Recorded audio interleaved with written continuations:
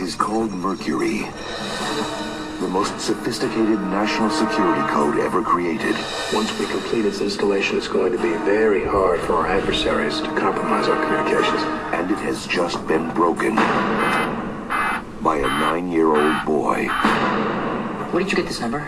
999. He's calling from his own house. Simon, put down the phone, honey. We slipped a message in the back of a puzzle magazine. We basically dared the amateurs to take a crash. Sure that no one would ever call. But somebody did. Some people believe There must be nothing that connects the boy to this office. Am I clear? that anyone is expendable. But for Special Agent Art Jeffries, What is this? It's supposed to be a missing kid. It is. These are the parents. this isn't just anyone.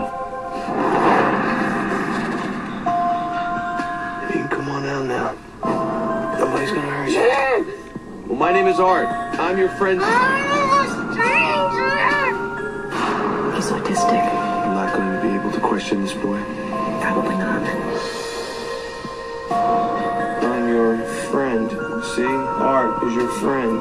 Give him up. Take him back. Did you give your own kid up? It's not your kid. Well, right now he's nobody's kid. By this evening, this entire situation will be contained. What's going on? We're talking about people who have the ear of the president. This is way over our heads, Art. You're telling me a 9-year-old kid cracked the government super code? Simon, what does that say? But it doesn't matter. He can read it. That's why his life is in danger.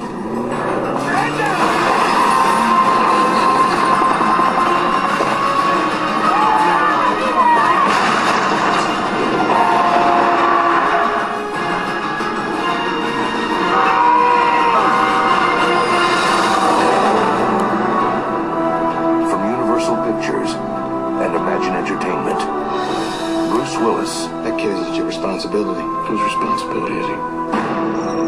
Mercury Rising.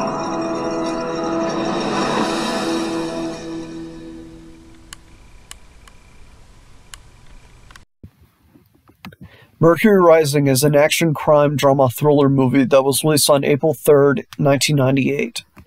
Bruce Willis leads the cast in this one. If you've seen all my previous videos, you will know that I really enjoy Die Hard. But do I enjoy this movie? Well, let's of course find out. Okay, the story follows an autistic child who breaks a US government top-secret code through a puzzle magazine. And some shady NSA agents come and murder his parents and relentlessly pursue him. The only one to help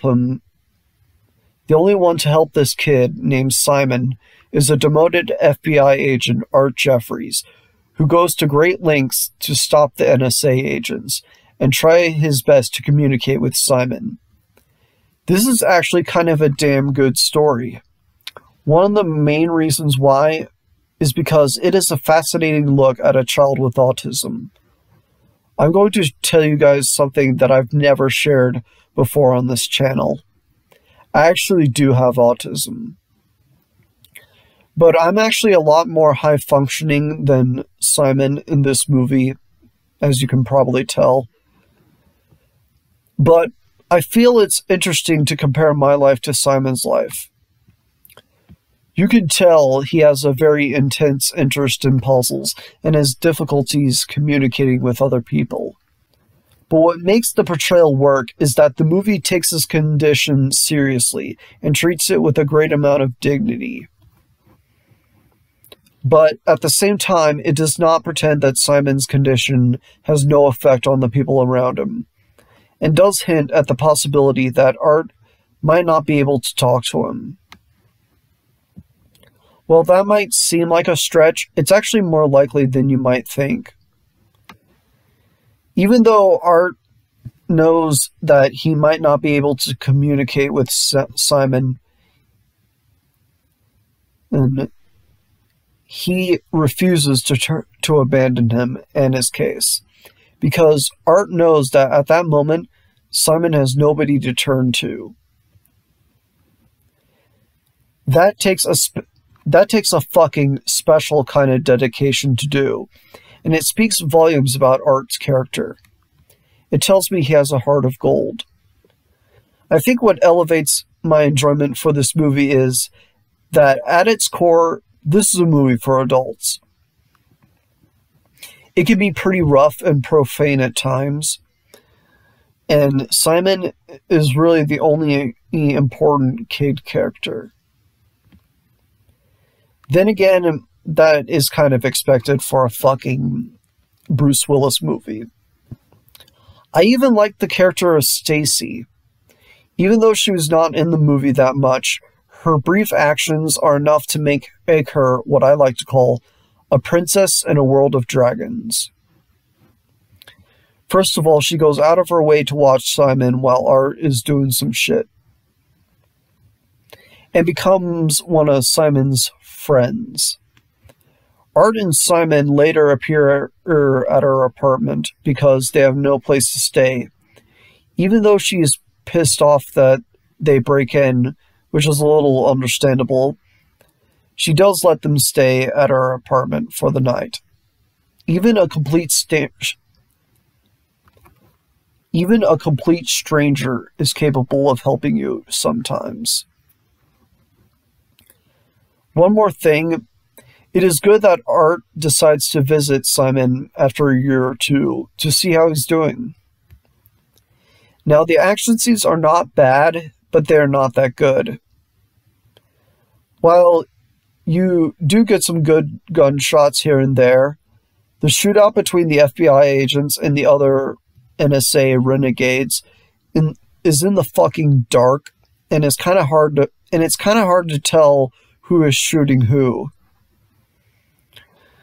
How the shootout ends is kind of strange and not very satisfying.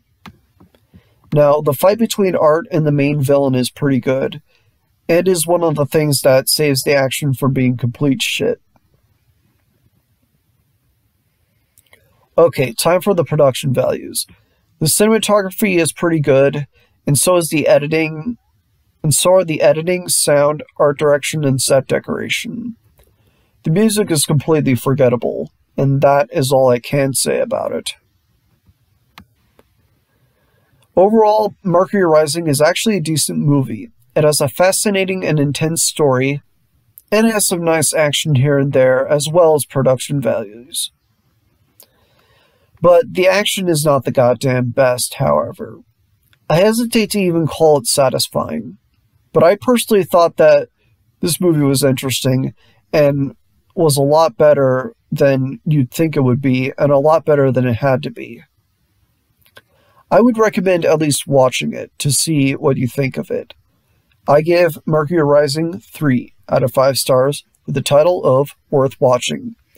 I'm Spike Robot. If you like this video, you can subscribe to my channel, and take it easy.